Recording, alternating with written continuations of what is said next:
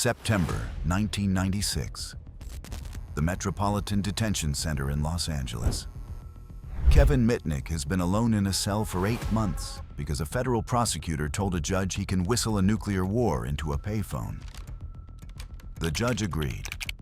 Kevin Mitnick was denied bail on the basis of his voice. He has been here without trial for over a year. 5 companies have told the FBI he cost them $300 million. He has never sold a line of code. His name is Kevin Mitnick. He has been hacking since he was 12. He has never made a dollar from any of it. What he has is a way of making people say yes. He will leave prison the FBI's most wanted hacker and die its most trusted advisor. How does a hacker who never made a dollar become America's most wanted? And why did the system that built itself to stop him have to invent him? Kevin Mitnick was born in Van Nuys, California, on August 6, 1963. His parents divorced when he was 3. He was raised by his mother in Panorama City, a working-class suburb of Los Angeles. He was overweight. He was a poor student.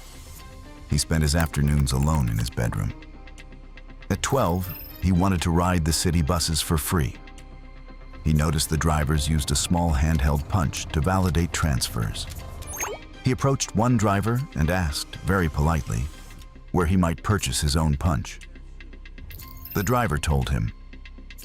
Kevin walked behind the bus depot, found a dumpster full of unused transfer slips, and rode every line in Greater Los Angeles for the next year without paying. He was 12. He had not stolen anything. He had asked. This was his gift, not code, not equipment. He had a near flawless intuition for what a stranger would say if you asked them the right question in the right voice. By 16, he had the phone number for the ARC, the System Digital Equipment Corporation used to develop its operating systems, and a desire to see what was inside it. He called the systems manager. He said he was a senior developer. He said he had forgotten his password. The manager gave him one. By 25, Kevin had been arrested 3 times. The 1988 conviction for stealing DEC's source code would send him to federal prison for a year. His defense attorneys argued in court that hacking was an addiction. The judge ordered a 12-step program. Kevin attended. He kept hacking. His marriage ended. He wrote later that hacking always won. He never sold any of it. The credit card numbers he later admitted to copying, 20,000 of them, lifted from an internet provider called Netcom, were never used. The source code he stole from Sun, Novell, Nokia, Motorola was never offered. He wanted to read it. He wanted to know how it worked. The federal government would later struggle to assign a dollar value to this. Eventually, they would invent one. The skill that made Kevin Mitnick extraordinary was the same skill the federal government did not yet know how to measure. The Computer Fraud and Abuse Act had been signed in 1986. By 1992, it was 6 years old and almost untested. Kevin did not want money. He wanted to know how things worked. The legal system was about to make that the most expensive curiosity in American history. How do you measure a crime where nothing was sold? And what happens when the law built to stop him doesn't know what stopping looks like? Kevin Mitnick did not use exploits. He did not write malware. He used a phone. This was the single unsolvable problem of corporate computer security in the late 1980s. Companies had spent millions building digital walls, encrypted passwords, restricted networks, locked physical access. But every door in every system still had a person on the other side of it, and every person could be talked into anything. Kevin would call a target from a payphone outside a 7-Eleven. He would say he was from IT. He would say he was the manager's secretary. He would say he was a federal agent. He would speak with the calm of someone who already knew the answer he was asking for. The payphone cost $0.25. The companies he was breaking into were worth billions. The asymmetry was the point. At 16, he had called the systems manager at Digital Equipment Corporation, said he was Anton Chernov, the actual name of one of DEC's lead operating system developers, and asked for a password reset. The manager gave him one. The conversation lasted 4 minutes. By the time the manager realized what had happened, Kevin had downloaded the source code for RSTS/E onto a computer in his bedroom. By the late 1980s, he had moved on from landlines to cellular. A 1988 cell phone shouted its identity to anyone listening. Anyone with a scanner sitting outside an office building could capture that number. Kevin captured hundreds. He programmed them into his own phones. Every call he made was billed to someone else. Every cell tower he pinged thought he was somewhere he wasn't. He could vanish inside a system designed to find him. Between 1988 and 1992, Kevin Mitnick obtained source code from Digital Equipment Corporation, Sun Microsystems, Novell, Motorola, Nokia, Fujitsu, NEC, and Pacific Bell. He read it. He kept it. He did not sell it. Federal prosecutors did not know what to do with this. The Computer Fraud and Abuse Act required them to assign a dollar value to damage. But Kevin had not damaged anything in a way the law understood. He had read files. He had copied software. He had disrupted nothing. The law had been written for thieves. He was something newer. He was a man who had walked into the world's most secure rooms, looked around, and walked back out. So in 1992, when the FBI sent a team to arrest Kevin for violating his probation by hacking into Pacific Bell's voicemail system, the prosecutors prepared a case built on numbers the companies themselves were not yet certain how to calculate.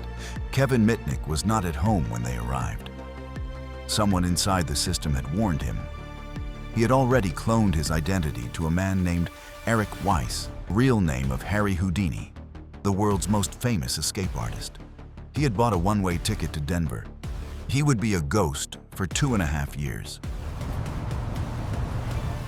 How does a man with a federal warrant on his head spend 2.5 years living openly inside the United States? And why did the system that lost him eventually have to invent the man it was hunting? The first mistake was the New York Times. Kevin had been Eric Weiss for almost 2 years.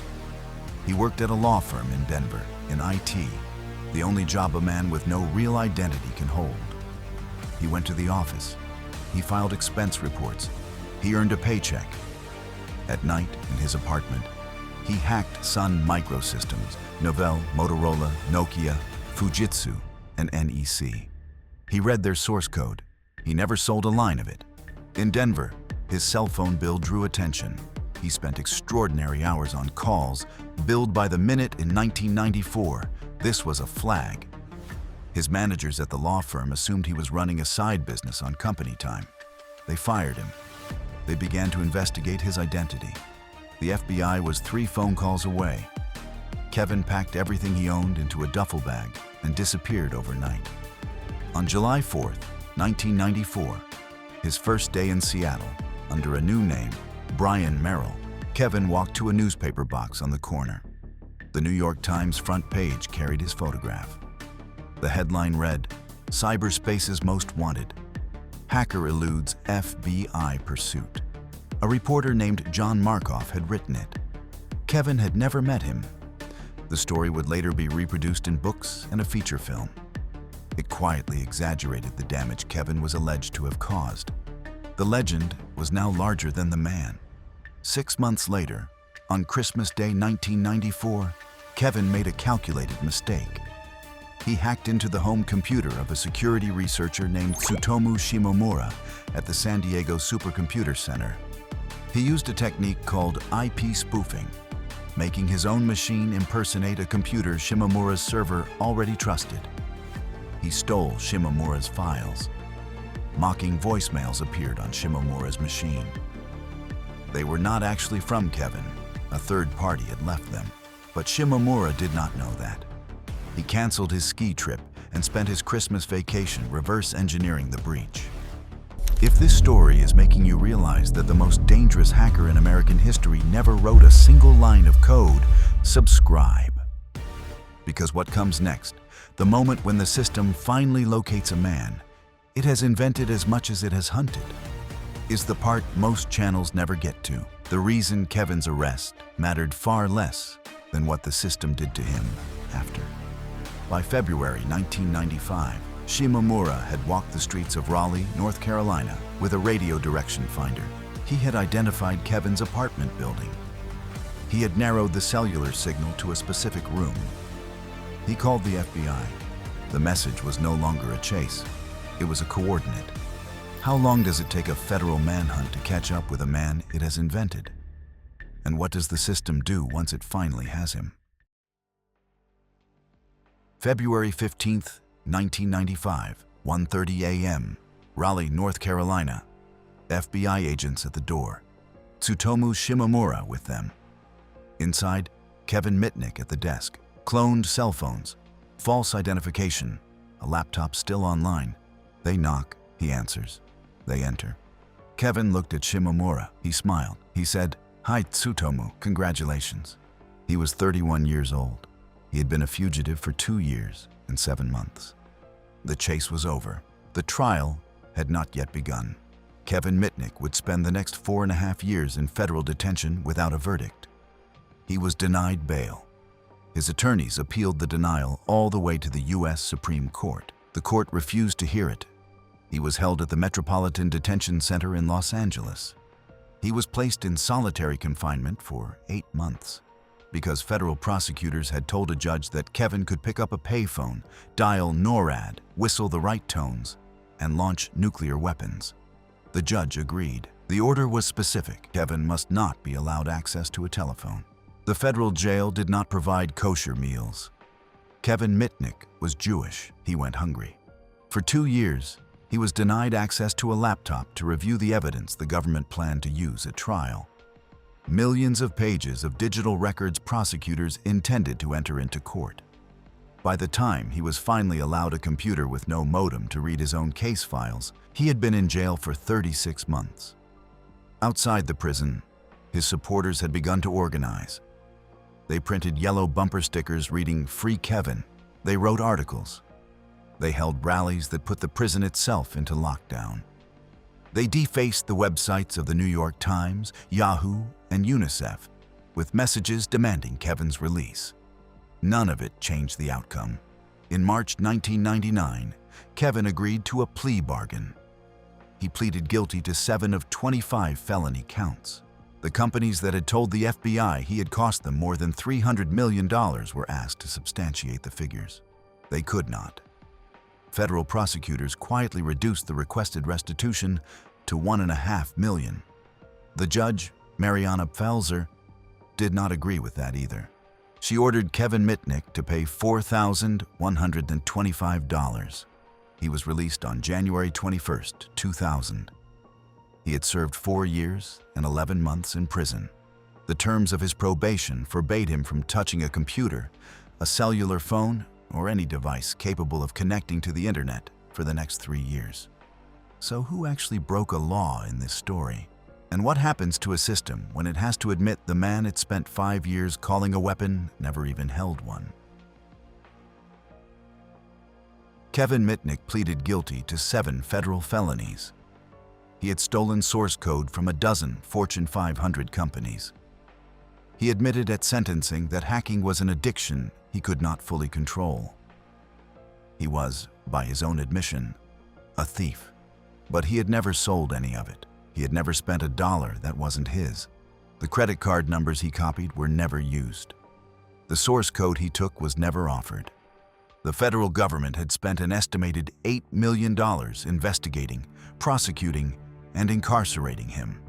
The total amount of money Kevin Mitnick made from 15 years of hacking was zero. The Computer Fraud and Abuse Act that put him in prison was passed in 1986.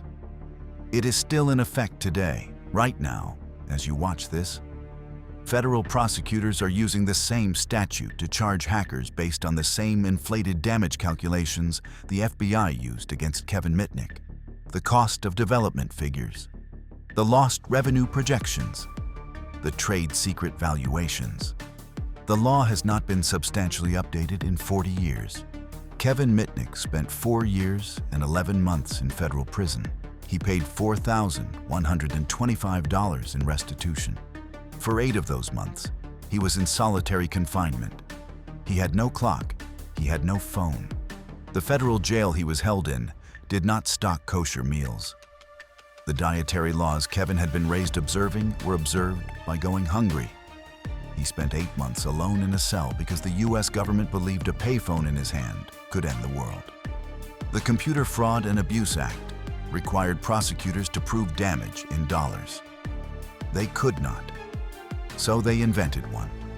The legal system that built itself to punish hackers was not designed to handle a man who only wanted to read the source code. It needed him to be a weapon, so it built one. A federal prosecutor stood in front of a federal judge and asked for an 8-month order. The judge said yes. It was the oldest trick Kevin Mitnick knew. He had used it at 12 on a bus driver to ask for the address of a ticket punch shop. The system Kevin had spent his life walking into had walked into itself. The system was right that the phone was the weapon. Kevin had spent his entire life on phones. The payphones outside 7-Elevens, the cell phones cloned from strangers. The bus driver who had given a 12-year-old an answer to a polite question. The system feared he could whistle a war into existence through a payphone. They had the direction wrong. The phone had already won every war he had ever fought. He was the most wanted hacker in American history, and he never made a single dollar.